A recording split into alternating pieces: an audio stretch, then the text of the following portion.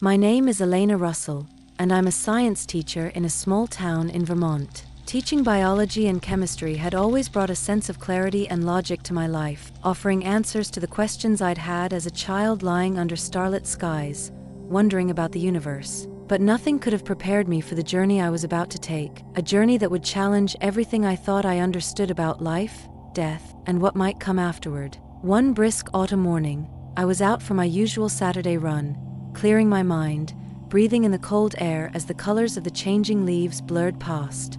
But just as I turned a familiar corner, a sharp pain gripped my chest, radiating through me like fire. The world around me spun, and I stumbled, my body giving out beneath me. As I crumpled to the ground, everything went dark. When I opened my eyes again, I was floating above my own body, watching as a stranger knelt beside me, calling for help. EMTs rushed to my side, checking my pulse, preparing a defibrillator, doing everything they could to bring me back. But I wasn't afraid. Instead, I felt a calmness, a strange acceptance. It was as if I was merely an observer, detached from the scene below. And then I felt a pull, as if something invisible was drawing me up and away, through a dark tunnel. I could see a light at the end of it, and as I moved toward it, I felt an overwhelming peace that seemed to flow through every part of me. I was no longer Elena the teacher, the scientist. I was simply a soul, moving towards something larger and more beautiful than I could ever imagine. As I emerged from the tunnel, I found myself in a breathtakingly beautiful landscape. The colors were vibrant, unlike anything I had seen on Earth, and I could hear a music so pure, so harmonious, it felt like the air itself was singing. I was surrounded by a sense of love, of safety, that I had never experienced before. It felt as though the entire environment was alive and aware, embracing me with unconditional acceptance. I wasn't alone for long. From amidst the glowing flowers and light, a familiar figure stepped forward. It was my grandmother, who had passed away when I was still in high school. She looked young, radiant, with a warmth in her eyes that instantly made me feel at home. Her smile was one of pure joy as she came closer, wrapping me in a hug that filled me with a sense of peace I hadn't felt in years. "Elena, my dear," she said softly, her voice filled with love, "there's still so much left for you to do." I wanted to ask her 1,000 questions, but she seemed to know my thoughts before I could voice them. She held my hand and led me forward, guiding me through this place of unimaginable beauty. Together, my grandmother and I arrived at a place she called the Third Heaven. It was vast, filled with souls in every direction, each one immersed in their own unique experience. There were sections where people sat in peaceful contemplation, basking in light and warmth. Others were gathering together, their laughter like music, resonating with joy. In one area, I saw souls engaged in what looked like a kind of learning, each one focused, absorbing wisdom and insight from beings who radiated light and kindness. My grandmother explained that these were souls who, though they had led good lives, needed time for spiritual growth before they could move on to higher realms. And then my grandmother led me to a place cloaked in a softer, dimmer light, where souls wandered searching, as if they were lost.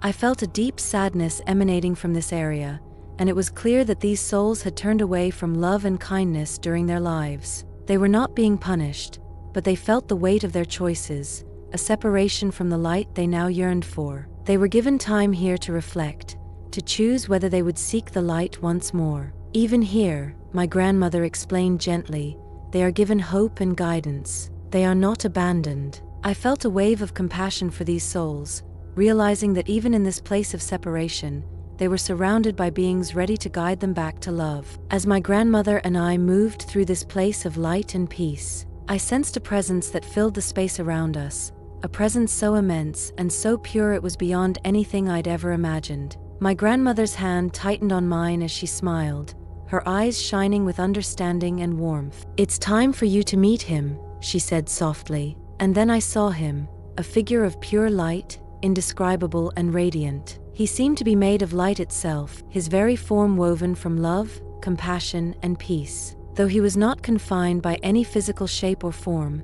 I somehow knew without a doubt that this was Jesus. His gaze met mine, and in that instant, every fear, every doubt, every burden I had ever carried melted away. It was as if he saw everything I had been through, every mistake, every moment of love, every regret.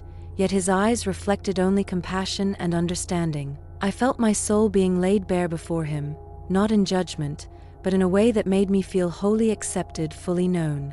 A deep, quiet joy filled me, and I knew that I was exactly where I was meant to be. He spoke to me without words, but his message filled my mind and heart with perfect clarity. "Welcome, my child." It was not just a greeting. It was an invitation into a love so vast, so complete, that it felt like it encompassed the entire universe. I felt a wave of emotions so deep that I could barely comprehend them. Peace, joy, and a feeling of connection that went beyond words. Jesus' presence radiated a kindness so profound it was like being wrapped in a blanket of warmth, a love that asked for nothing in return. He opened his hands, and suddenly, it was as though the very fabric of this realm opened up, revealing countless souls, each one glowing softly in the light. "These are souls on their own journeys," he communicated. "Each one is finding its way, moving toward love and truth in its own unique path." As he waved his hand gently, images appeared in the space around us. I saw countless lives, their struggles, their moments of triumph, and their moments of pain.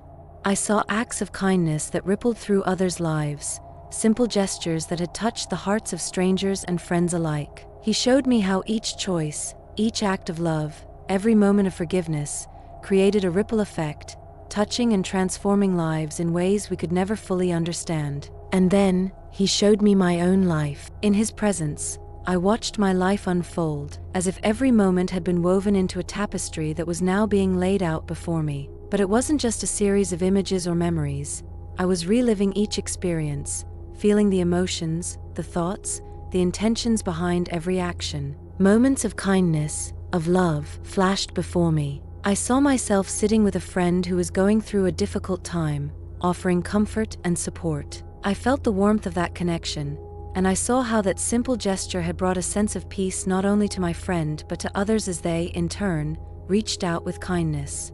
I saw the times I had acted selflessly, and I felt the joy, the lightness that accompanied those moments. Then came times when I had let pride or impatience get the better of me, moments when I had chosen to judge rather than to understand. I saw times I had held on to grudges, allowing bitterness to fester. And though I felt the regret of those moments, it was not the kind of regret that condemned. Instead, it was a gentle reminder of how those choices had limited my own heart, how they had created walls instead of bridges. Jesus' presence remained calm, filled with compassion, inviting me to learn from these choices, to see the impact of each action, each thought. I felt how every decision, however small, had shaped not only my own path but the lives of those around me. I realized that every moment held an opportunity for love, a chance to choose kindness, forgiveness, understanding.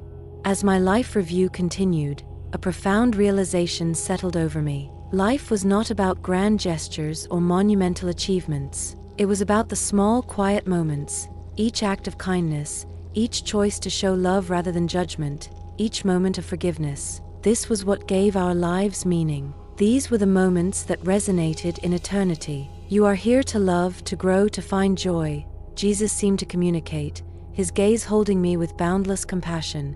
"Remember that every choice you make, every thought you nurture, contributes to the whole. Love is the thread that connects everything." At that moment, a deep peace filled my being, a peace I could never have found in the material world. Jesus' message continued to resonate within me, that love was the most powerful force in the universe, that it transcended all boundaries and divisions. Every act of kindness, no matter how small, was part of a greater whole, part of a beautiful, divine tapestry. He showed me souls moving through realms, each one learning, evolving, shedding old fears and attachments. He showed me that Earth was a place of growth, a place where souls could learn to choose love over fear, compassion over judgment. Even the souls who had stumbled, who had lived lives filled with anger or sorrow, had not been abandoned. They too were given the opportunity to turn back to the light, to find their way. Jesus' love extended to every being, every soul, and he asked me to carry this message back, that life on earth is a precious gift,